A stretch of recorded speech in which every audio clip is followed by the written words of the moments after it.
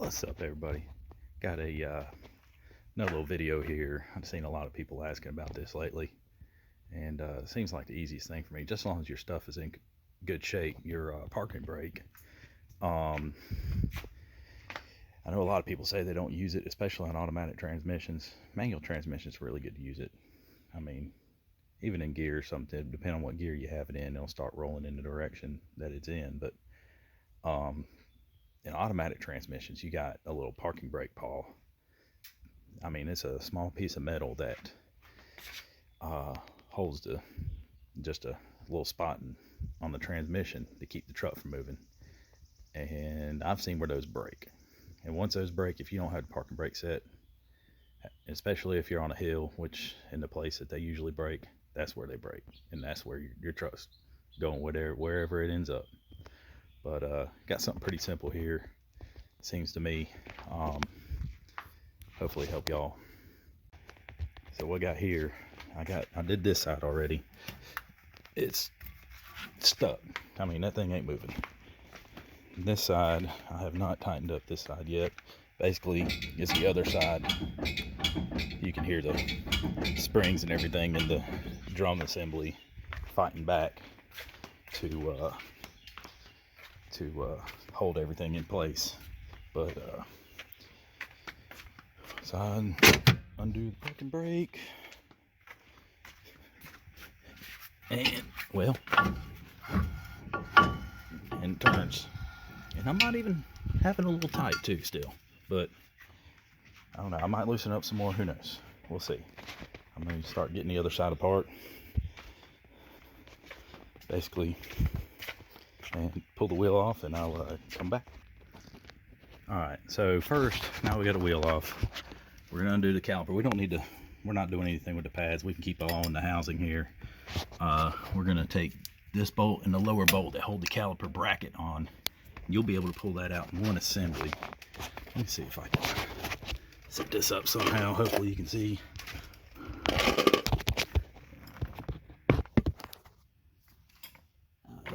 There we go. So just get your wrench on here. Sometimes you can. Sometimes they're a little bit tough to get off. You get your wrench on here and just tap it with a hammer. Once again, you fellas in the northern states, I feel for you. Or another thing you can do, I've got some swivels here, make things a little bit easier. Just as long as my compressor's doing what it's supposed to do.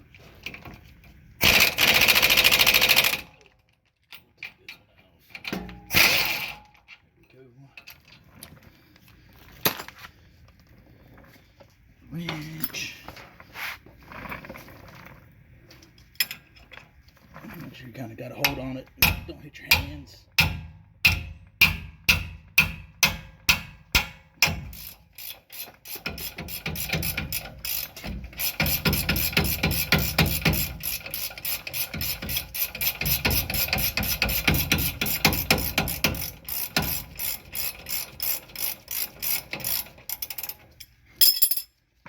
This is actually pretty easy to do. I mean, once you pull this caliper off, get the rotor off, and everything is right there. And it looks like my axle seal's leaking here some, so just put that up there so you're not putting too much tension on your line. Hopefully these rotors have been off before.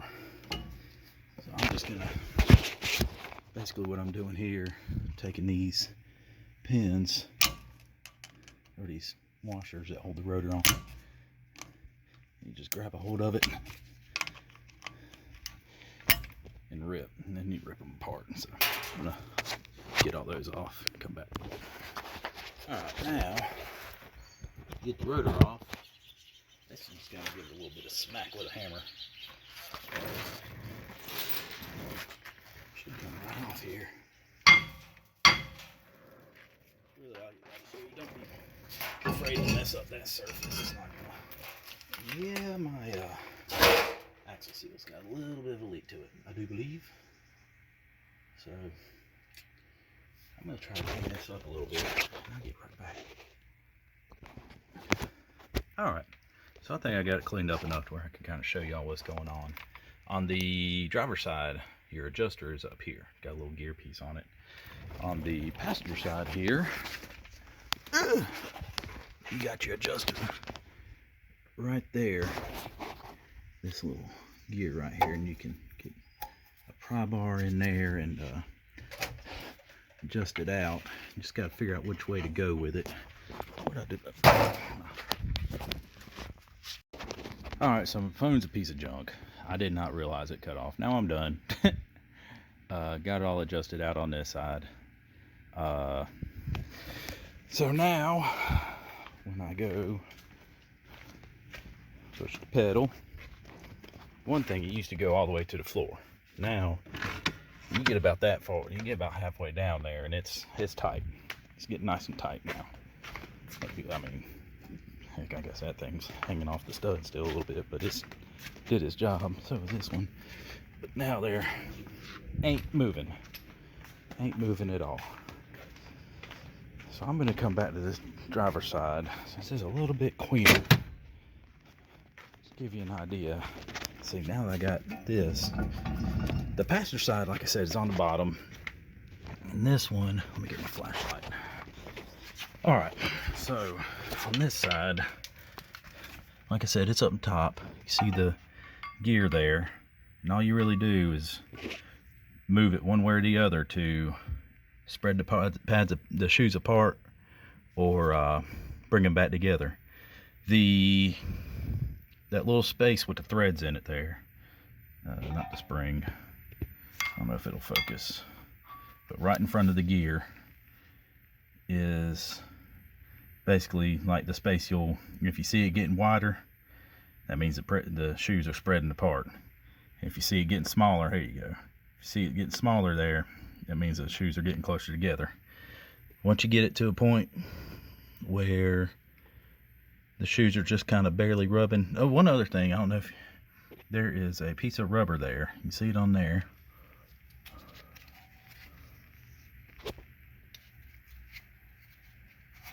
You see me move it with my hand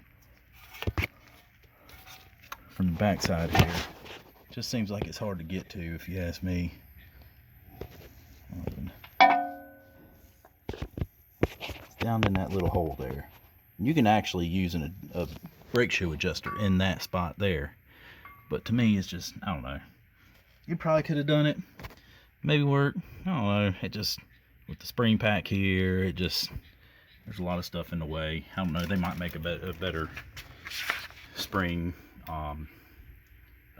shoe adjuster for that, but other than that, it's good to go. Now I get to find out if I'm going to replace that axle seal now or not. So, but guys, if you got problems with your e-brake, just go back there and check that out. If your shoes are good, still got plenty of there's not a whole lot of material on them anyway, because all they do is hold. They're not like you're running down the road and rubbing on the drum as you're going down the road. All you got to do is adjust those out.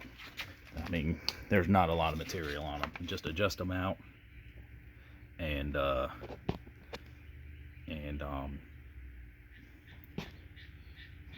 throw your rotors on, kind of get them to where, kind of go back and forth, make sure they're just dragging just a little bit, and then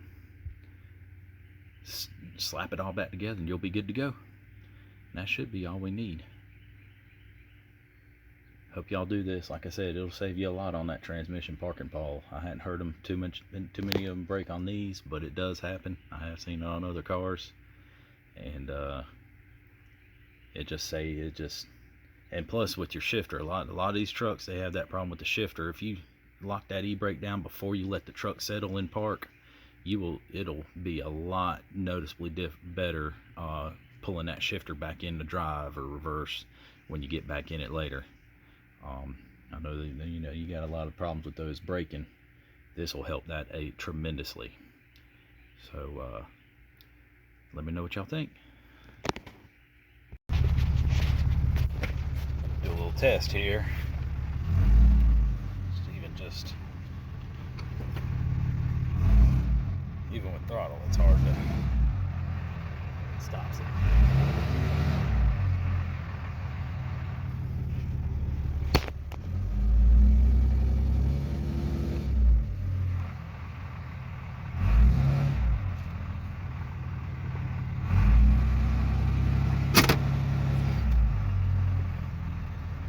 I'm happy. All right, so right now I'm parked on kind of an incline. It's a little bit tough to get out. So now that I'm gonna set the brake before, and then look how easy that is. Now if I put it back in park, let off the brake, let it settle, then try to put it in gear, see, it gets a little tough. That helps out a lot.